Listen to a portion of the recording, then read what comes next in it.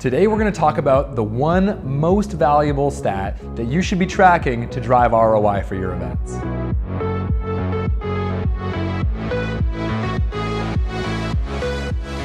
So after years of throwing events, there is one data point that I've fallen in love with. There's a lot of data in events, don't get me wrong, you can pull out so many different insights, but there's one data point that I actually find really moves the needle on an event, especially if the goal of the event is sales.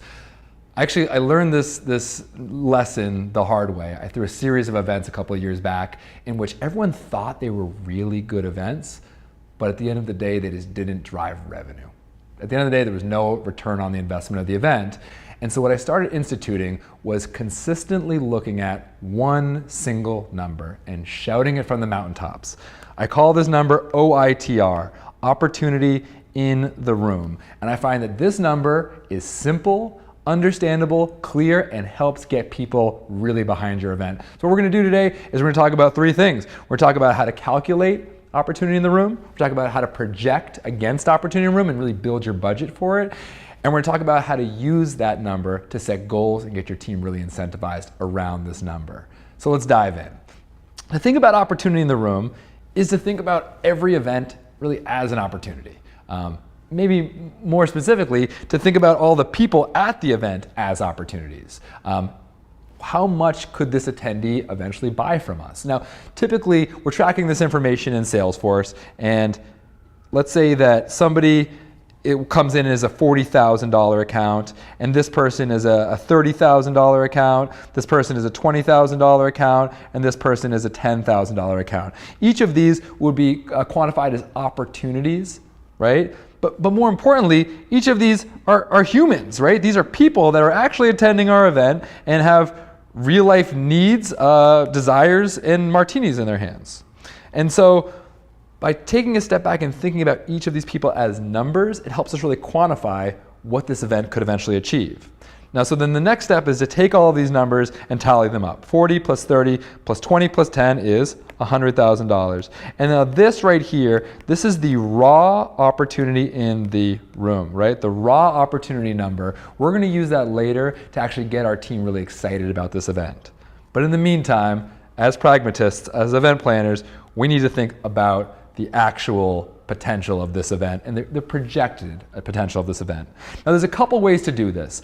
The more sophisticated way is to basically assign a percentage that this opportunity will close eventually. So let's say that this person is at a 50% opportunity to close, this person is at a 75% opportunity to close, this person is really early, so it'll be at a 10% opportunity to close, and this person's right on the edge, so we're about to close 10K, and it's like 90%. That's one way to accomplish this, and you would add all these numbers up and assign the percentages. Just for simplicity while we talk this through, let's just use kind of a general opportunity to close ratio of like 15%, okay?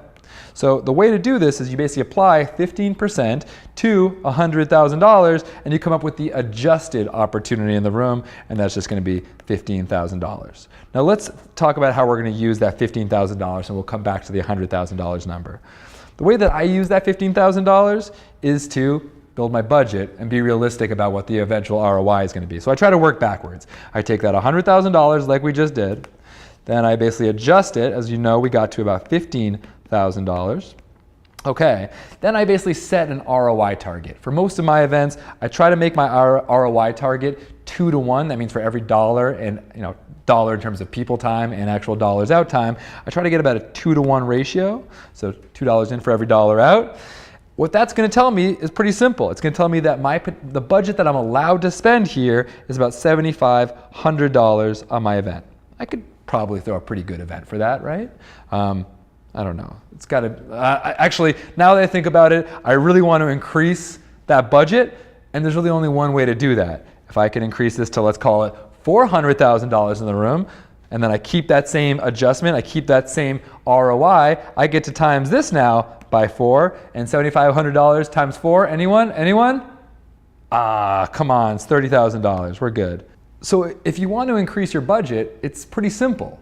Show that you can get more opportunity in the room and that you can maintain the same ROI ratio, and then it's a pretty logical argument that you should be spending more money on the event. Now, that's how to build your budget off of the adjusted opportunity in the room, But now let's talk about how to use the opportunity in the room to get your team really excited. Now, the best way to do this is to put that number in a place that everybody can see. I actually put up dashboards in the office with the opportunity in the room leading up into the event. We send emails like weekly with the opportunity in the room and how it's building. We'll even have kind of leaderboards of who's driving the most opportunity in the room. I'll even set cash compensation, or even like you can attend this event if you drive X amount of opportunity in the room. But the bottom line is this, is that putting a real number gets people to understand that, hey, this is a fun event, that we're gonna have martinis and it's gonna be really sweet, but you're gotta do your job at this event. This event is an opportunity for you to actually go make some money. And putting that number up and kind of labeling this event as a dollar figure really changes the way people think about that event. So that's how I think about opportunity in the room. I use it to project an actual number and build my budget off of it. And I use it to really incentivize and get my team excited about attending and using the event as a selling opportunity. And really, as I've followed and tracked and looked at this number, it's made one thing very, very clear to me. Look, you only have so many attendees that can exist in an event. You might have a small event, you might have a big event, you might have a huge event. But no matter what, you really can't change the number of attendees that you have. But what you can change is how valuable each attendee is. And so focusing on opportunity in the room has really evolved my thinking around how I segment, how I target, and how I use each of those invitations to drive the most amount of opportunity for the square footage that I have in that venue. Okay, that's it. I would love to hear if you've used opportunity in the room to drive actions or better events. If you could send me comments or ideas about this particular stat, I would love it. And make sure to tune in for our next run of show. Thanks for tuning in.